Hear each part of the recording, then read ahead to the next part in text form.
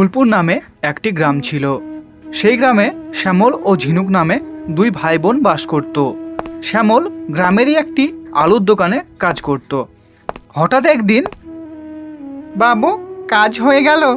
ঠিক আছে, তোকে আর আমার কাছে কাজ করতে আসতে হবে না। কেন বাবু, আমি কি কোনো ভুল করেছি? ভুল করে থাকলে বলুন। আমি বলতে পারবো না। তোকে বলেছি কাজ করতে আসবি না, আসবি না, ব্যাস। না বাবু, এইরকম করবেন না। আমার বোনকে আমি কি খাওয়াবো? তার বিয়েও তো দিতে হবে। তোর বোনের বিয়ের দায়িত্ব কি আমি নিয়ে রেখেছি নাকি? না বাবু, আপনার পায়ে পড়ি, আপনি আমাকে কাজ থেকে বার করবেন না। তুই যতই হাত পা ধর, তোকে আমি আর কাজে রাখতে পারবো না। বাবু, আপনার কাছে তো আমার কয়েক মাসের টাকাও পাওয়া যাবে। সে টাকা আমি তোকে দিয়ে দিচ্ছি, কিন্তু কাল থেকে আর যেন তোকে আমি না দেখি। আপনি আমাকে আপনার দোকান থেকে বার করলেন, দেখবেন আমিও একদিন আপনার থেকে বড় ব্যবসায়ী হয়ে দেখাবো। এই বলে শ্যামল রাগ করে ওখান থেকে চলে গেল। তারপর সে বাড়ি ফিরে এলো। বাড়িতে গিয়ে, বোন, আমরা মনে হয় এবার না খেতে পেয়ে মরে যাব রে। কেন রে দাদা, কি হয়েছে তোর যে উল্টো পাল্টা কথা বলছিস? উল্টো পাল্টা কথা নয় রে, আমাকে আজ কাজ থেকে বাবু বের করে দিয়েছে। বলেছে কাল থেকে আর কাজে আসবি না। তুই তো কাজে লাগলি কয়েক মাস হলো, এতেই তোকে কাজ থেকে বের করে দিল? কি করব, কিছু বুঝতে পারছি না যে।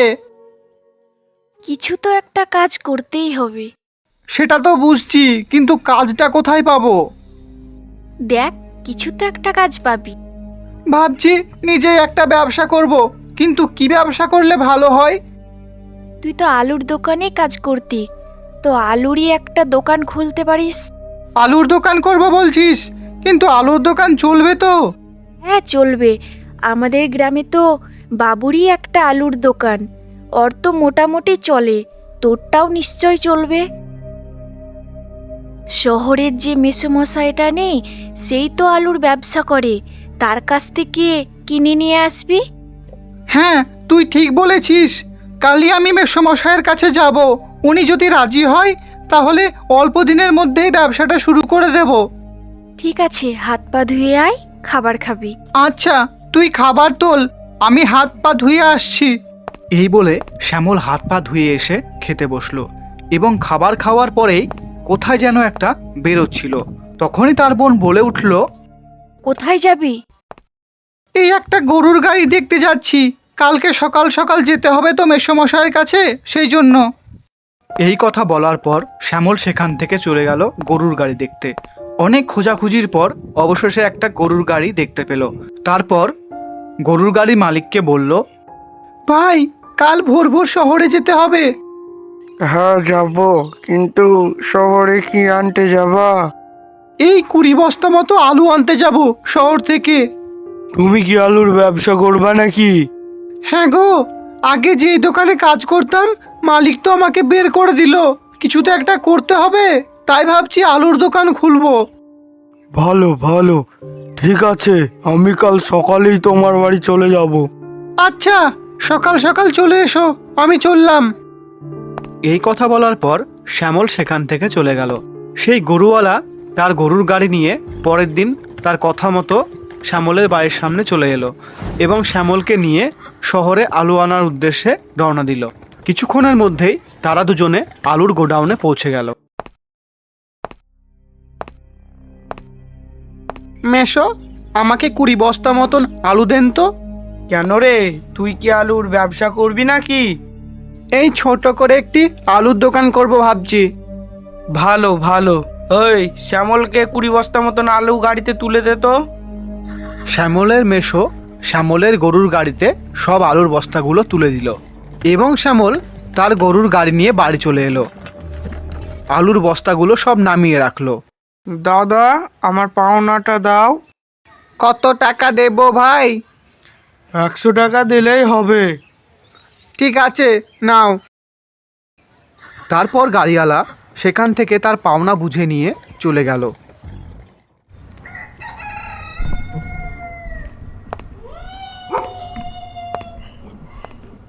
বোন ওঠ, দোকান দিতে হবে, সব আলু চলে এসেছে, তাড়াতাড়ি কিছু খেতে দে।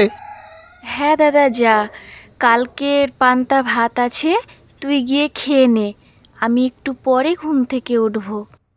ঠিক আছে, আমি খেয়ে নিচ্ছি। এই বলে শ্যামল খেয়ে নিয়ে সে দোকান দিতে চলে গেল। তারপর সেখানে আলু নেবেন দাদা, ভালো ভালো আলু আছে, কম দামে ভালো আলু। দাদু এইদিকে আসুন, ভালো আলু নিতে হলে। শ্যামল তার দোকানে এইভাবে হাঁক ছাড়তে লাগলো এবং কিছু কিছু খরিদ্দার তার দোকানের দিকে আসতেও লাগলো। দাদা, আলু কত টাকা করে কিলো দিচ্ছ? এই তো দাদা, 20 টাকা করে কিলো। তাহলে দাদা আমাকে 1.5 কিলো দেন। 1.5 কিলো? 2 কিলোই নিয়ে নিন। ঠিক আছে, 2 কিলোই দেন। আচ্ছা। তারপর সে ব্যক্তি টাকাটা তাকে দিল। এই নিন দাদা, আপনার 40 টাকা। এইভাবে শ্যামলের দোকানের খরিদ্দার আস্তে আস্তে বাড়তেই থাকলো। শ্যামলের ব্যবসার এই উন্নতি তার পুরনো মালিকের একজন কর্মচারী দেখে ফেলল এবং সে গিয়ে তার পুরনো মালিককে বলল, মালিক, আপনার দোকানে যে শ্যামল বলে কাজ করতো না? হ্যাঁ, ওকে তো আমি দোকান থেকে বার করে দিয়েছি আর কাজে আসতে বারণ করেছি। সে তো আলুর দোকান দিয়েছে, তার দোকানে প্রচুর খরিদ্দার, আপনার দোকান তো ডকে উঠলো। কি বলছিস কি তুই? ব্যাপারটাকে দেখতে হচ্ছে তো।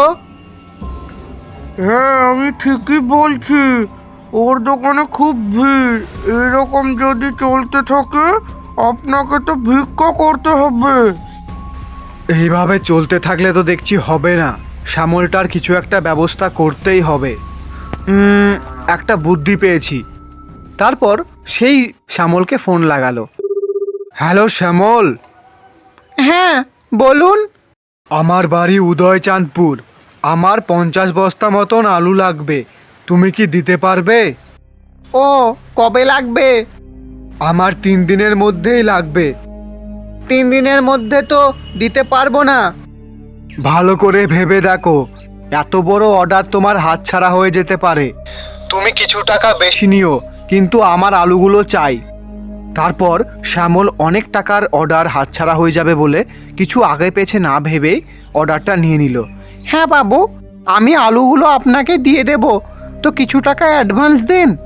তুমি একবারে আলু নিয়ে চলে এসো, দিয়ে টাকা নিয়ে চলে যাবে। ঠিক আছে বাবু। এই বলে শ্যামলের পুরনো মালিক ফোনটা কেটে দিল।